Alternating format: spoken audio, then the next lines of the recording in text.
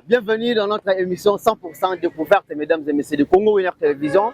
Et c'est nous à partager ceux qui n'ont pas de sans permission à travers votre émission 100% découverte. Si vous avez un de la presse, moi, Kalana Congo Winner Télévision, Tozala, Kitoza, Petro Rosalara, tout ce qui est Congo Winner Télévision, na moté, ma opinion, c'est ça, na nzoto me Congo Winner ndé na moté mana si bande ko nyoso bozora libako Hollande biso partout dans le monde, surtout vous les diaspora au bozali na France, na Allemagne, na Belgique, na Hollande, na Bruxelles, na Angleterre, na Burkina Faso, Angola, Congo Brazzaville, Congo Kinshasa aussi, donc tout petit bino bambote et belé non si bon monaka déjà ba émission na biso awa na Congo Winner Télévision, mais les autres lingi to faire bino, to lingi to faire voir bino que moi différence mo moké et côté awa na Congo Winner Télévision to les bino émission ezali 100% découverte, donc veut dire donc pour faire découvrir bino biloko o bino boyebité ba place o bino boyebité mais boyo kaka ezapana ba diaspora et belé ba somo ba place na bango mais ba mona ngote, donc à travers ba émission na biso 100% découverte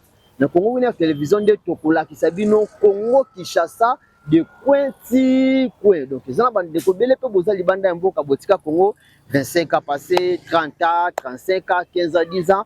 Ah ouais, est-ce qu'on a une émission de 100% découverte Tokola qui sabino ba commune na bino Tokola sa ba star ya ba commune Tokola sa ba résidence ya ba star ya ba différentes communes mais surtout ba place pe biso o ezali pour évoluer na Congo Kinshasa pour Congo Kinshasa penda na mo kilalelo mesdames et messieurs eza kotonga masé qu'il faut fachala l'été aza penda kotonga mboka na ye za ba place misusu bande ko botika ki yango na ndenge moko boimelelo ekomi différent yango de to faire voir bino bande ko wana misusu boyebi tendeni une évolution ezokende na mboka na Congo Winner Télévision yango to bi lelo to changer mo audience moké to komi na biso na balabala to la sabino ka mokili ya Congo Kinshasa ndenge nini botika yango ndenge nini pe ezali ko évoluer na émission na biso 100% découverte. Émission 100% découverte ezali pour faire voir bino boye baba histoire ya ba commune, ya ba quartier, ya ba province aussi, donc tozaka na Congo Kinshasa te to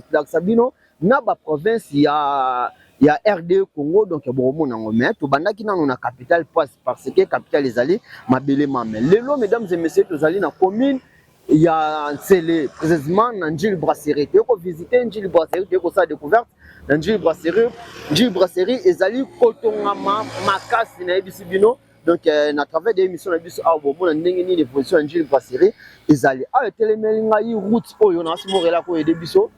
A soki to wuti boye nzela oyo wuti entrée ya quartier 1 e bandiko kita c'est comment ti Bel Air de koko mati na Njil Brasserie esika o etemeli biso awa tozali na nzela oyo eza déjà ko salama o eza route o butaki kimwenza e kotiti Maya Njil, donc tozali tout touristique mo benga dumi eza quelque part malgré ba autoriser biso te to sala reportage pamba te ma bandeko o bazo sala wana ba chef na ba yeki, donc awa tozali ko na Njil Brasserie prince bozomo na mesdames et messieurs et puis ngonde ezo salama aweke ici aéroport international de Njili tala musala mokonza mboka azako sala, donc bravo na gouvernement ya Fachi, donc ndeza boye ebandi banda na gare kimwenza ebimi Njil Brasserie papa ti aéroport, donc toza penda awa to la sabino Njil Brasserie mobimba donc na asi dana bilili bozomo na esika nini oyo etelemeli biso, donc voilà bopesa biso confiance bokomona penda Congo Kinshasa na bino obotika ça fait un bail na émission na bino 100% découverte présentée par moi votre humble serviteur Meleki de la presse congolaise to pesimbote na madame Sarah Kabunchi la copatra Montréal sous son même langage avec moi totambola na biso to laksana no ba ndenge nini route oyo ezo salama kimwenza gare ekoti Njil ekoti Maya Njili ebimi Njil Brasserie keti aéroport international de Njili, voilà Montréal totambola si nous sommes même langage, merci. Voilà awa sikoyo tokoti oza entrée ya prince oyo déjà ba ndeko sana si bomoni opération ko buka ba buki pamba te puisque po ba fongola prince fo e ya penza munene po nzela oza pena projet ya makasi, donc oto nyonso o bandeko banda koteka awa ezalaki baaki na nzela, donc ba bukaki po ba tonga prince ezala munene prince fo fongwa mais ezala nzela ezala 4 bandes azolingira to avancer na biso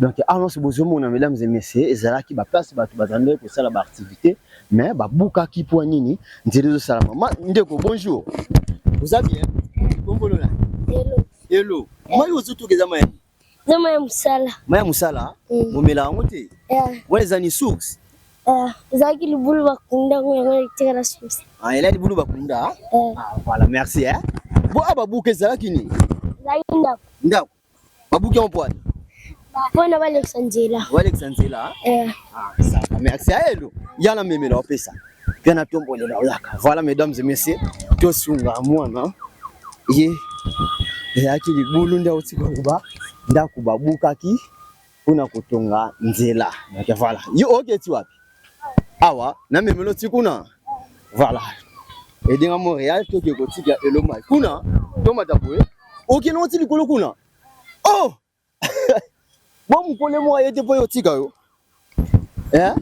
na tindio to sela babuki yo sala brique to me babuki na biso babuki na bino moko bino sela babuki ngoni biso mai to me mabato ngina onda ndako na bino voilà ndeko na bimai oyo yango ba yo tongela ngo ndako na bango bazo ide kaka pona ko toka mai we pona bino ngakuna lembie bongo yo siko voilà o matela boy oh no koya oh wenzela zela tikala memela yo yaka to baluka bu yaka en tout cas mesdames et messieurs à place tozali na njili brasserie tozali na province mais tozali en pleine capitale donc voilà nous en pleine capitale mais nous avons déjà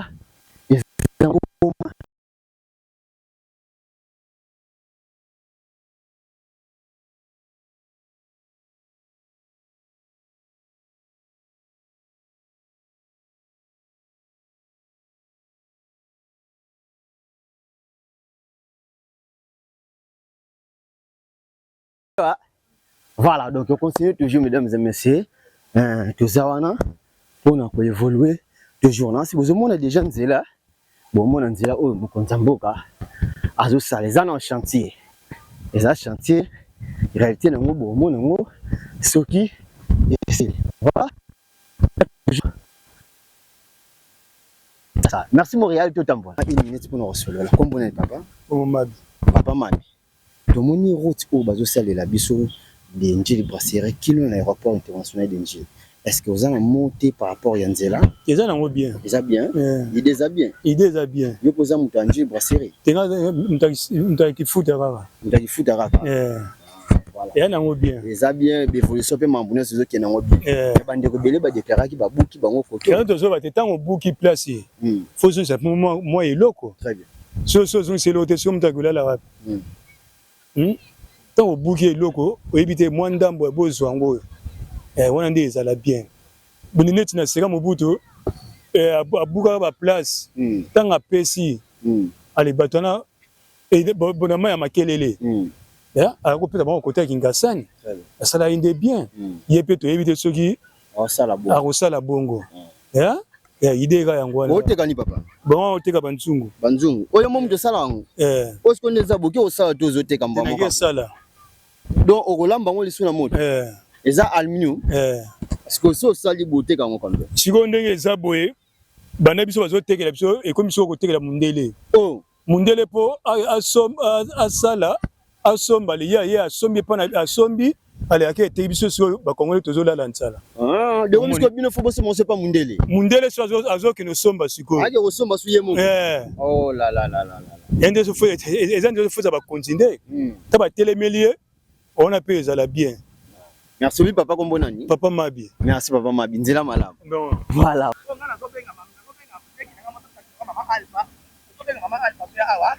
Voilà donc toujours mesdames et messieurs. Merci beaucoup. La place est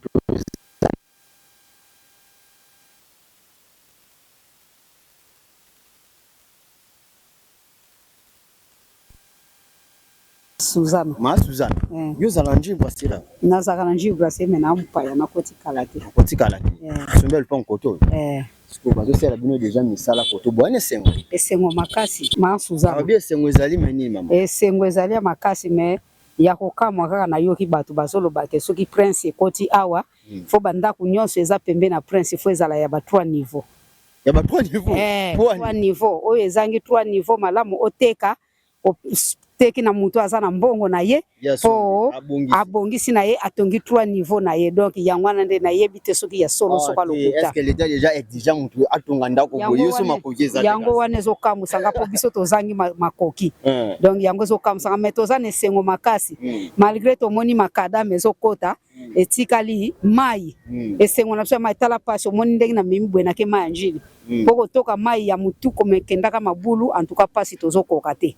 Otoma ezate. Mai ezate. Bon courant. Courant de basi batiaki mais nanu pe balancer te.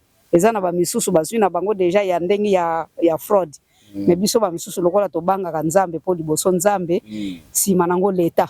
Tozo banga nzambe to boyi koyiba eloko ya koyiba tozela ka timu kolonionso ba ko lancer wana to sepeli to lalela kana biso kaka na ba pano. Donc souci mineza Maï Kota, on peut Kota. Nzela déjà bien. Nzela déjà tout le monde déjà bien. Si quoi etikali Maï courant. Wana penza to ko sepela makasi to ebite mukolo nso to kolala libanda. Merci maman. OK, ne bien biso te continuer. Merci musala malamu. Merci maman Langai. Voilà, on continue toujours mesdames et messieurs.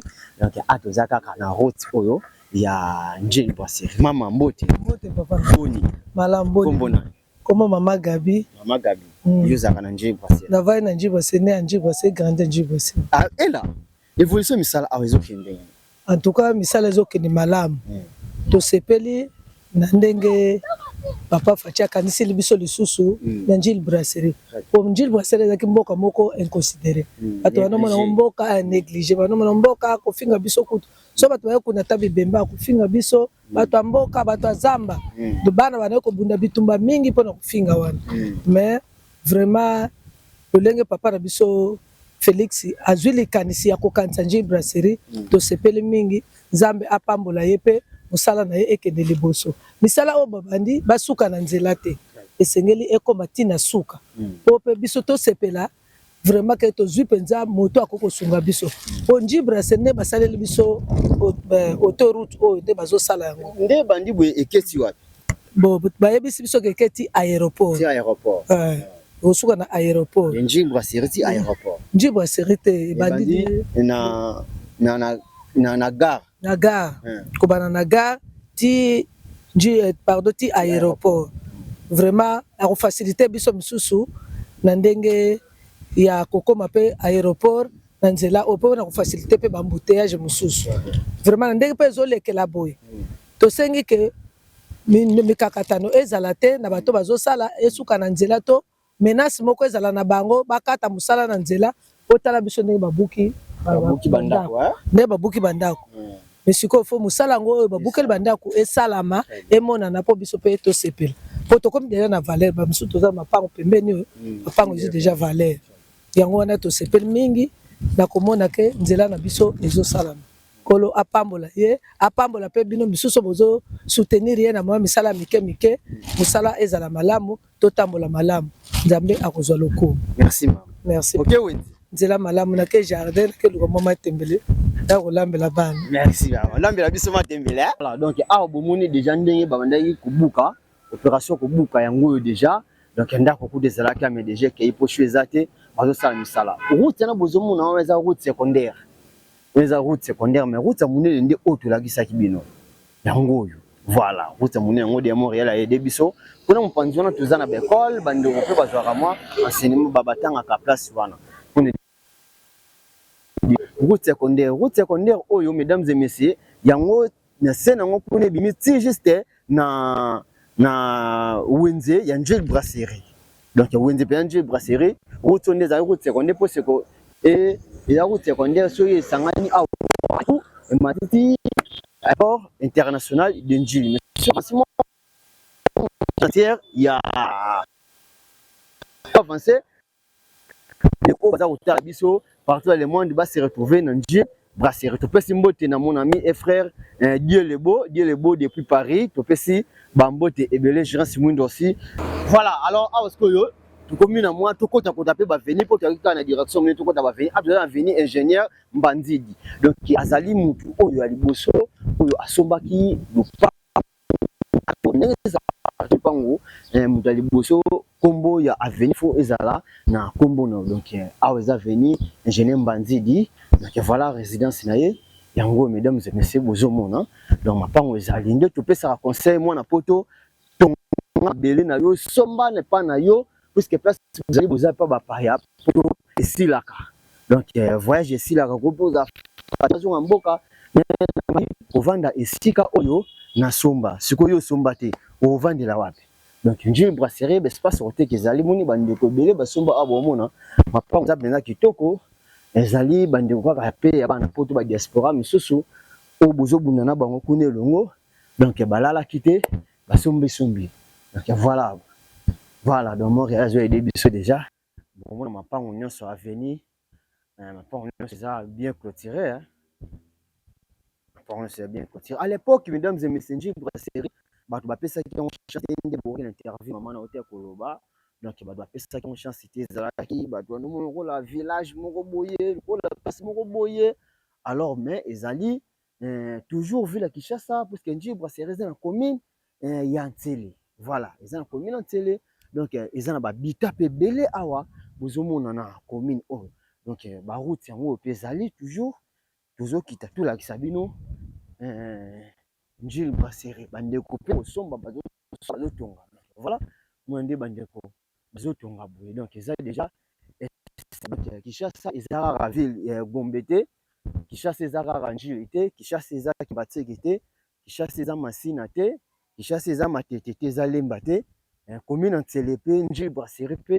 ezali toujours na ville ya Kinshasa donc voilà ndé pe ça conseil moi mboka tonga na mboka sumba na mboka et pas na yo et la musique donc okoma kaka okolala donc ça conseil pour te beta c'était pas bandonga biso surtout ba diaspora si ba diaspora to kufela kaka kolia te komela te kolata te siko bilambango to kosombe bele to kotsango résidence ezate donc kosomba et ça pour ça ozwa parcelle na Njili Brasserie contacter ngai numéro est plus 243 84 43 644 20. Là, c'est mon numéro plus 243 84 43 644 20.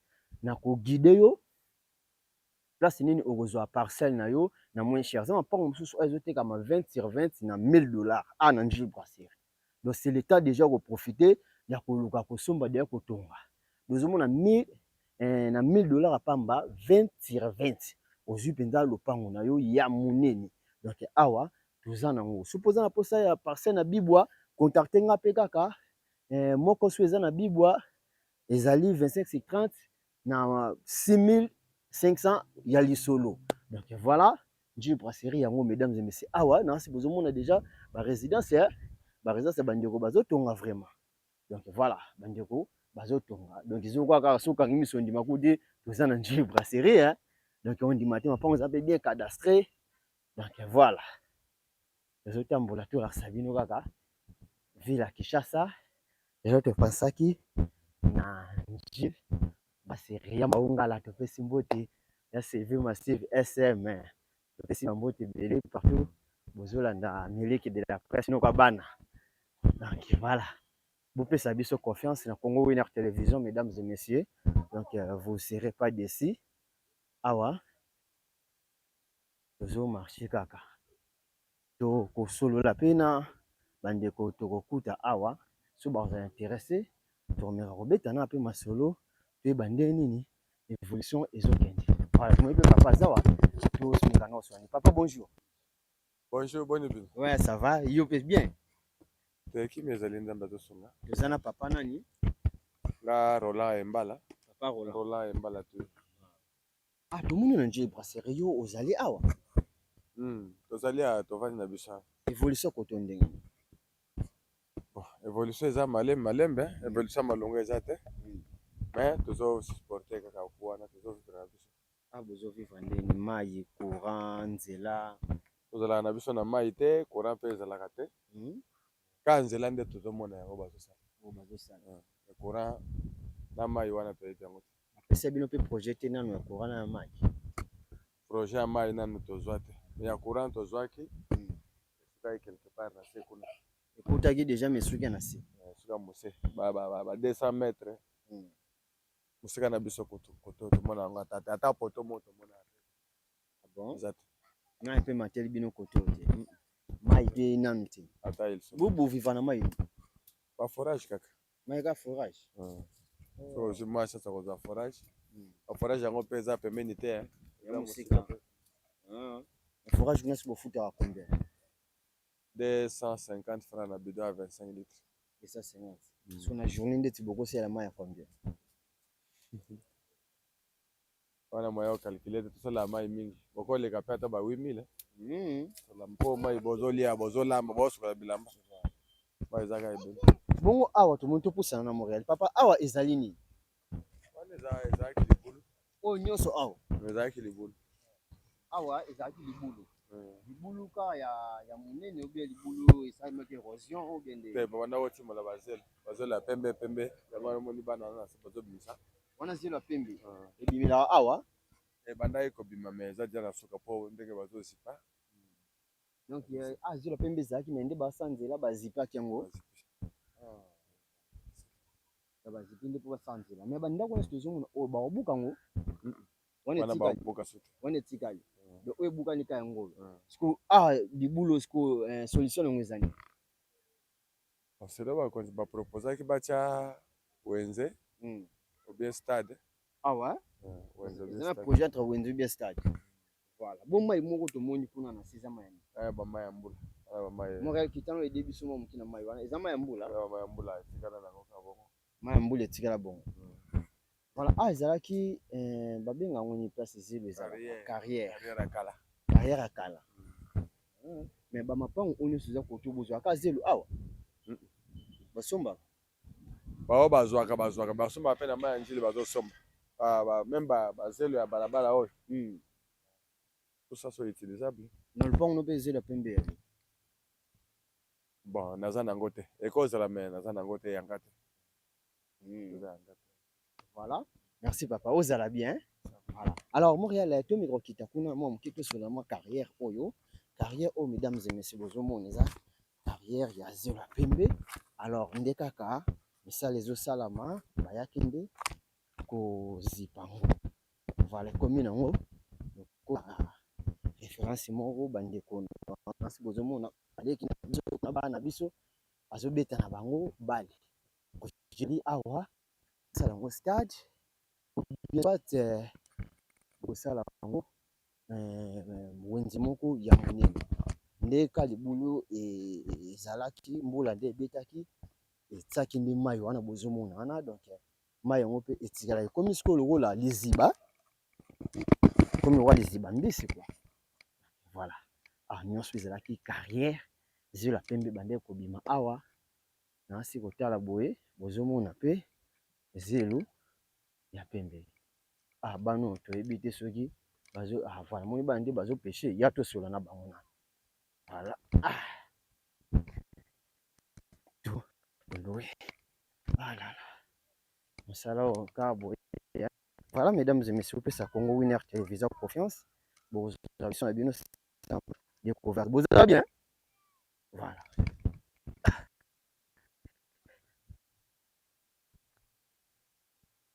C'est pas bosani oh yuko mbulune Anissa. yuko zo pêcher nani a pêcher yo vanda wapi Tozaka lupango mbango. lupango moko ndeni Bien. kombulune Nakomona nga babotelanga nayeba te. Oh kombulune baboteli oyeba te Ya nayebi nanga te. vosi kwa binga wona kombulune zwa biso groupe yeah Nabosani. oh tala nabo kombuna yo tabu te swana kombuna baboteli Anissa Keba kombuna baboteli oyebi te Ya bon mama bino benga wona kombulune nabosani komba makasi Kombo babotelo kombo makasi. Tana caméra. Kombo ni. Sko obeta ape bali. Nga. So sko obeta bali ba camarade yo bali binga ngona kombo ni. Nga ba. Ziana ba binga kombo ni. Oh, na lobi kombo na yo moko yebi ngote. Na bossa ninde. Voilà mesdames et messieurs, nous allons Njili Brasserie. Nde tombeke émission de 100% découverte. A de ko sola ndeko oyo, tout le monde bon ba ko pêcher, abi kombone, maman bon botela ye, abosa les kombo mo makasi. Kombo makasi. Bon siko otangaka. Otanga wapi? Otanga na Irad. Tombola donc. Otanga wapi? Na Irad. Bongo ekombo ekolo yebi kombo no moko yebi tende. Ne ekolo siko benga ko kombo. Baba Irad Afrika. Babenga ko nani? Babenga ngo Irad Afrika. Na bi kombo na yo na classe babenga ko kombo ni.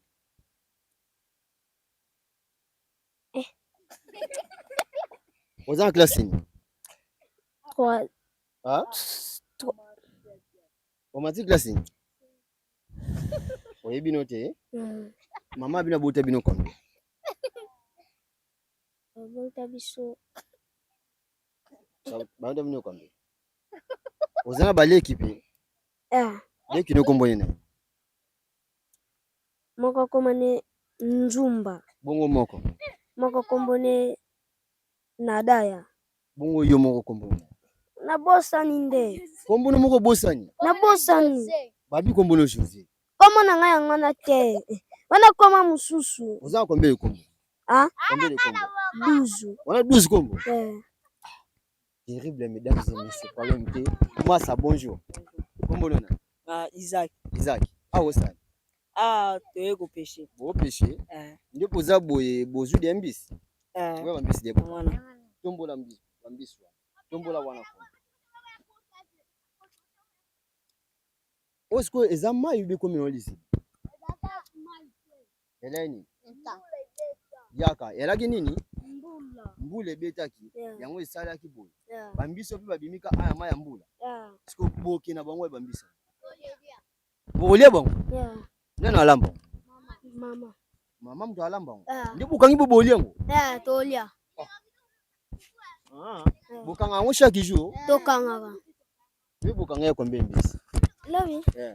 Tokanga ya mikie. Anzu mbisi. Ya mikie. Konde zabu ndangu mabolia oyo. Tokoliango. Boliango. Voilà. Siko bini bovanda wa. Biso tovanda na Njili Brasserie. Na Njili Brasserie ngo côté di banda kuna bineza. Ndako na biso sasa awa liboso kota cimetière. Kote babuki ndako wana. Merci. Siko boko lipa oteka ngo. Bambisa boteka ngo. So siko ndeza bolakisa. Voilà mesdames et messieurs, bambisi bandeko ba pêcher na mai oyo yango. Donc on eza na ba œuvre moko possible. Donc voilà. Donc wezano ka mai mbula beta ka tsandi mai oyo vike batimuna ki yango mai mo place kendeza ki yango etikala bo. Donc ba mbisi yango ezobi matala richesse eza na mboka na biso.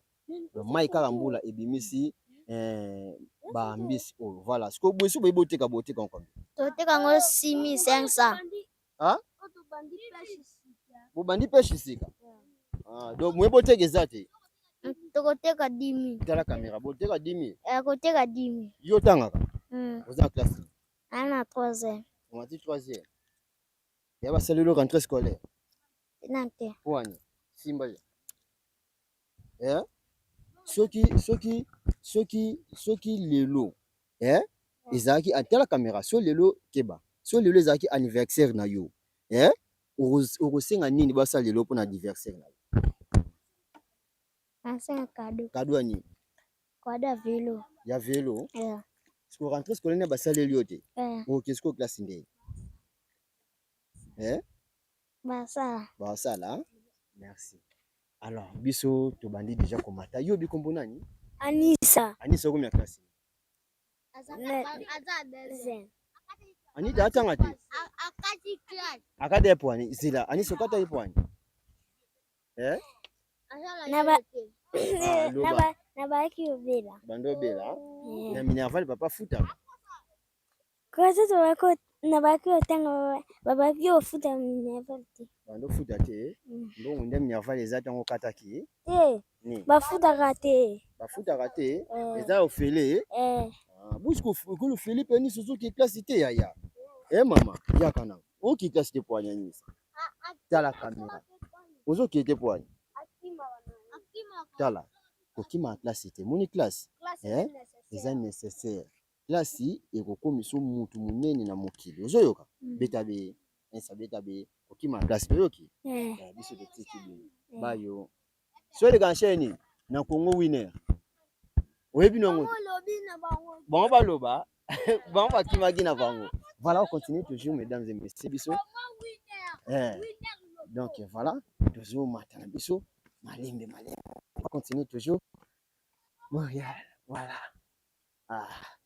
C'est la richesse Kala mai kaka mbula mais et bimisi bambisi wana. Depuis qu'on peut place au bandiko bazua pour pêcher. Voilà. Voilà mesdames et messieurs, à ce que tu domines dans cimetière, il y a une brasserie Nassir. Aux hommes de Pierre Tomba Yangwana, cimetière Angel Brasserie Yango. Vu que cimetière va filmer raté, raison pour laquelle tu auras les bandas, le cimetière mais Angel Brasserie cimetière Yango entraînement Yango déjà, tu allez dans cimetière, il y a Angel Brasserie. Voilà. Donc tu dois toujours continuer émission Nabiso ya mokolo wa lelo. Donc on desika bandeko bayaka kokunda ba ndeko na bango oyo ba tika bango. Donc tu dois toujours continuer na biso à mokolo ya lelo. Mesdames et messieurs, ya brasserie. Bon moni bandeko bayaka kokunda bandeko na bo mituko nyonso bo moni oyo ezali ya batu baye cimetière. Voilà. Merde. Bandeko baye cimetière yango oyo donc on a fait déjà bozomona bandeko baye kokunda cimetière Angel Brasserie yango. Voilà, ce qu'on dit là nde omoni mo changement puisque babwaka déjà mabanga des mabanga déjà évolution déjà yanzela c'est bon. Voilà maniema. Voilà, donc toujours au marché déjà omoni mo changement Voilà.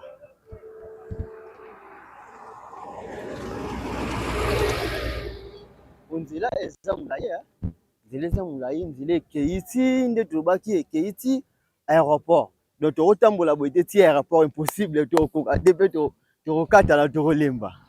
Donc voilà ngo tokolakisa bino baplace eza essentiel ya kofaire voir bino. Voilà.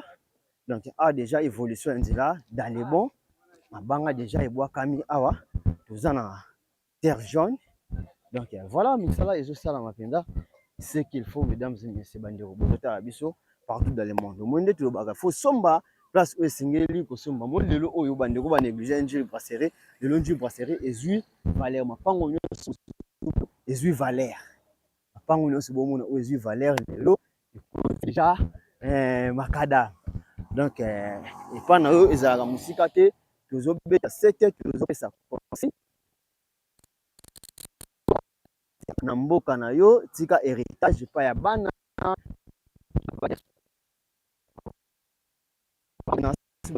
ba numéro ya ba cadastre. Voilà. Voilà mesdames et messieurs nde tulobaki ke AP ba activités au salama toza ana boulangerie les merveilles de Dieu. Donc boulangerie en place ba maman ba yaka kozwa mapa toza pe na maman atomeka kosolola na ye na toka. Maman bonjour. Bonjour. Tombona Chénaz. Maman Chénaz. Yo za na Angel Brasserie awa. Pas na yo? Pas na ngai. Voilà. Alors, l'évolution eza ndenge nini na Angel Brasserie? Évolution eza nango bien kasi eloko mwa erreur moke toza nango awa toza na passe na mai. Passe ya mai na courant toza nango ndeti. Eza te mai pe eza te. Alors, sikoyo bovivaka ndenge na mambotali régie des eaux na SNEL? Tovivaka na baforage tosombaka bamai na baforage. Baforage eza api? Eza mwa liboso. Ya mosika? Mwa distance. Mwa distance. Tokozwa mpe moto? Moto te. Kana makoto omona eza juste na makadamu? Na makadamu te eza na kati na mapango. Moko eza na ngambu. Moko mosusu eza na ngambu na sansuka. Bovivaka na mai ya forage. Sikoyo atake mama soki olobi osalela mai pendant la journée osala mpe mai ya combien? Na journée tosomba ata mosusu mai ya ba 2000. Journée mobimbo osaleli? bateka bidon bidon 25 bateka 250. Yo oya ana anini Biso tokotia banda 2016. 2016 sikonzile bande anini Bandika ane o yo ozomona nde baza kosala etama na misu na esama na miso na ngai. esali bino bien quand même Esali biso bien kasi normalement eloko to regrete kaka nde babuki biso bandako ba réaliser biso ata eloko moko te. oh bozwe eloko te Tozwi eloko moko te. ah bon mais bozalaki enregistré te Tozalaki enregistré. Tozalaki enregistré bamikanda na biso nyonso ekosi. banimero na bino ebimaki Banimero ya telefone nyonso ekei ana bapesi biso suti te. bakarte mo bando pesa boye soki baenregistre bino ke code moyo nde kobima na bino bozwaki yango te Koto bapesi biso bakarte. mais bokutani pe te na bato babukaki bino mpo boyebisa bango ya tisiko bino na bozwi mbongo Bakendaki réunion awa semaine passée kasi baisa bango to bazonga sur les 4 toyebi te suite so eza ndenge. donc bozonga sur les 4 septembre. Voilà, merci maman. Alors boulangerie esalaka esala bozwa mapa awa bowenzi bosala na njibwa se asie kuna. Merci maman, kombo nani? Chenaz. Merci maman Chenaz. Voilà mesdames et messieurs, toko mona na forage place nini bande kuna biso nje brasserie bazwara mai pour que toi faire régie des Osinel les amours pour consort. Donc tout à l'heure place ni bande ko bazwara mai. Maman mai wana forage on peut ka bomelaka. Ba yanga tumela. Ko sala la misala. Tout mona na mai ngo ya forage ndenge nini ça ko fonctionner. To komi wana maman. Voilà, on continue toujours mesdames et messieurs. Merci. Mesdames et messieurs, awa to yesikoyo kotala mai oyo bandeko na biso basalelaka na njili brasserie mai ya forage oyo bandeko babetelaki sete mai ya forage yango oyo. Voilà, mai ngo yango oyo mai bandeko bamelaka, mai bandeko basalelaka, mai bandeko basokolelaka njili brasserie mobimba yango. To sona mama bonjour. Bonjour. Kombona? Moi mamemi. Mamemi. Oh toka mai. Bidon bo yo za ombe de bidon. Nala 2 bidons. 2 bidons. 2 bidons toki on a combien? Na 500. 2 bidons 500. La journée ça la mai à combien? Il y a 1000 francs, il y a 1500, il y a 2000. Ça dépend bon. Ça dépend bon. Non ba dipani. Lote ka kopera. Na kopera ka pona ko na Congo. Biso toteka toko ka pe posa mai. Ko to mera mai ya propre. Ko donc na biso ezala propre. De to ya ka ko mai ezalaka pasi makasi. Otoma eza pasi. Pasi kosenga mai pa ya moto apimeli yo mai. Ka pona kosomba. Nde watosenga mai iliko ezala lokola kuna na nini na collège na Kibunda ko mai ezala lokola kuna. Donc mai eza pasi soki singi mai na ndako ya moto akopesa yo te. Apesa yo te apimela yo. Po ayebi question apesi ye ata kofu moko boye. Esisenga mai ndako. Donc koto mai parce que son directeur ya mai ye mudaza papa mudazo gérer tout. Bonjour ndeko na ngai. Bonjour ndeko. Kombo nani? Kombo nanga Papa Jacques. Papa Jacques. Ye mudaza chef à forage yo. OK. Évolution koto ndeni. Bon évolution ya koto yo tozo vivre kaka na ba forage. Très bien. Sans forage do mai mususu ezali société. Mo ba source o ezalaki na CCC mbula akundi yango nyonso tozo vivre kana mai ya forage. Donc avant forage ya bondo vient na mai ba source. Na ba mai ya ba source mais surtout mbula oyo utukoleka do ekundi nyonso. Sikoyo forage ça de combien de mois, combien d'années? Forage ndenge sali boye esali déjà une année banda esalema. Mais eyeko fonctionner kaka après 6 mois. Après 6 mois. Donc ndenge za boye au 6e mois nango banda ibandi kosala. Ma ezouta api po imatatia. Ezouta na se ya mabeli musika. Nini ezobendango? Ezobenda mana groupe atindiki mai atindiki yango tina citerne. Nde ebimeli awa nde batu bazotoka. Donc bozobenda mai na mai bo démarrer groupe. To démarrer groupe yango wana. Groupe yango wana. Démarrer groupe après groupe se dépeli. Groupe atindiki courant na se. Pompe eza kuna na sende ematisi mai na citerne nde yeko bima na ba robinet. Wana nde to bandi ko utiliser yango. Voilà. Est-ce que au fongola R ni okanga R ni? Bon to fongola katongo au moins ba 5h30 à 5h juste ti ba 18h à 19h. 5h ti 19h. Ti 19h. Bo koto kuluna ezati na 5h on fongola. Kuluna ezali me edimine mwa muke. Po ba police ba komo kotambola tambola. Voilà, merci papa kombo nani? Nga papa Jacques. Voilà, mesdames. Sengi kaka na l'état congolais. Akotisela biso courant na mai. Courant na mai ndiye pesa passe. Ezopesa passe. Po boye dépense makasi chaque jour dépensaka ba 4000 5000 po somba mai donc dépense. Merci papa donc.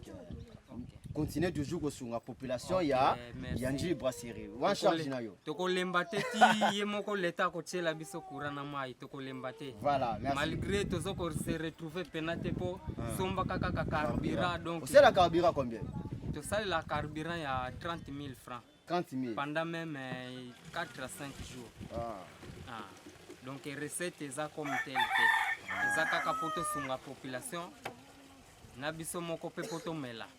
Merci papa, tu as eu message qui aux bien. Ok, merci beaucoup malam. Kitoko. Gampote ndeni go? Bien tata. Kombo nani? Christian. Yom do tonga koto. Ngamna tonga koto.